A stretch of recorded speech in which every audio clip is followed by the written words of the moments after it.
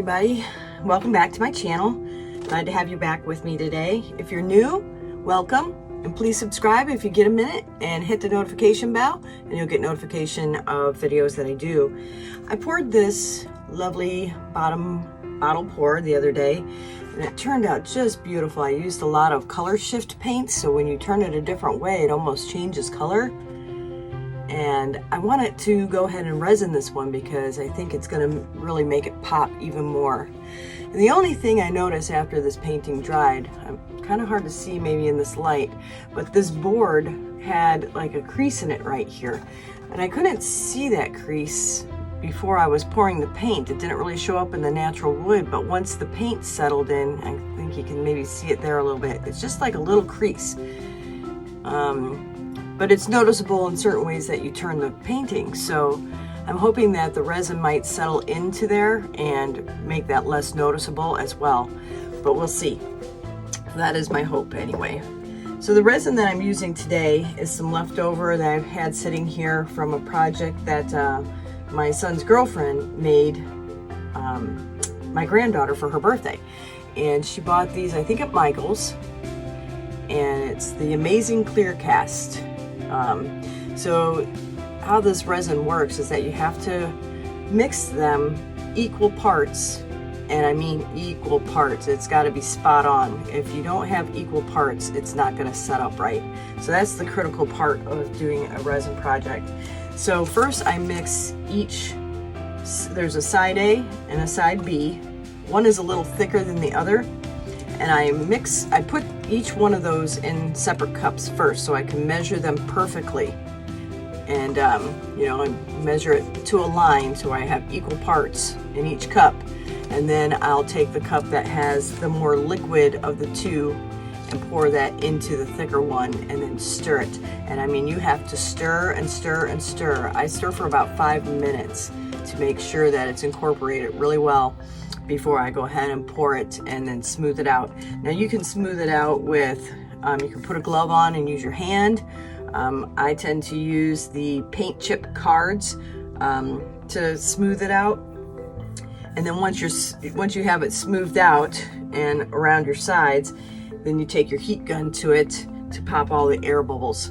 And usually I'll do 2 coats of the resin on one of these to get a nice level, thick enough coating for myself. So I'm going to go ahead and mix mine equal parts and then get going on this. So I hope you enjoy this video.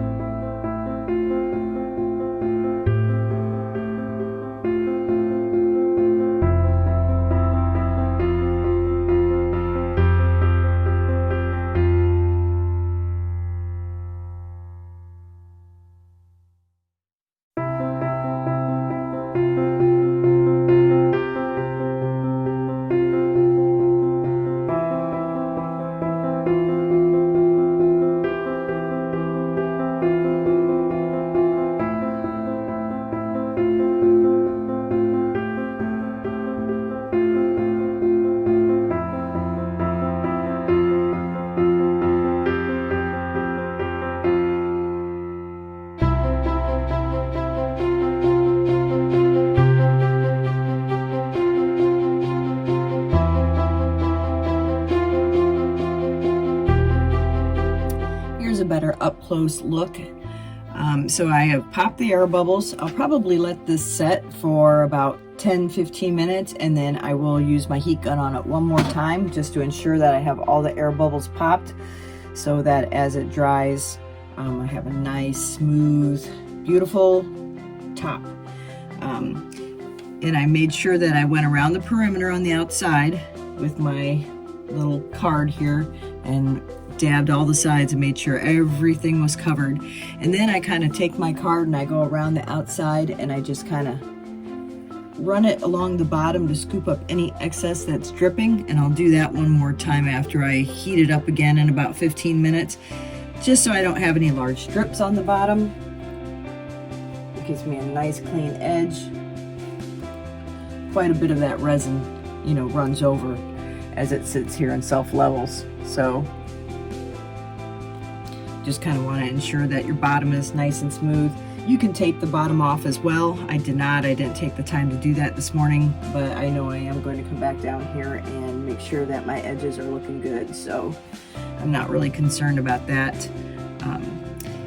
But make sure you mix it very, very well, about 5 minutes. Pour it on, smooth it out, get a nice even coat. Use your heat gun to pop all the bubbles, and you'll see them. You'll see it'll be like thousands of little tiny itty bitty bubbles, and as soon as you hit it with the heat gun, you'll see those just pop and dissipate. So make sure you've got all those out so that when it dries, you don't have any little pivots. I can actually see one little area here that is not covered, so I'm going to use my excess here in this corner to ensure that I've got that covered. Trying to look and make sure you don't have any other areas that don't have any resin.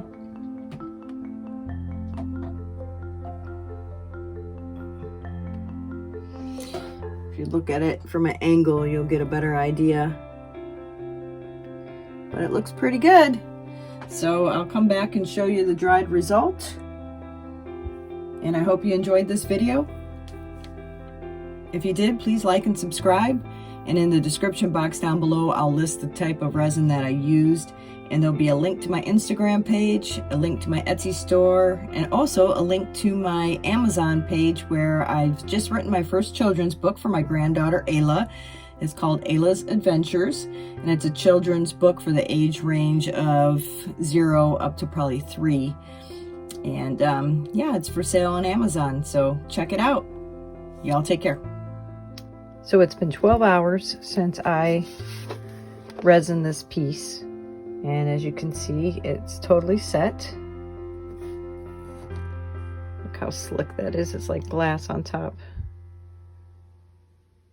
So cool.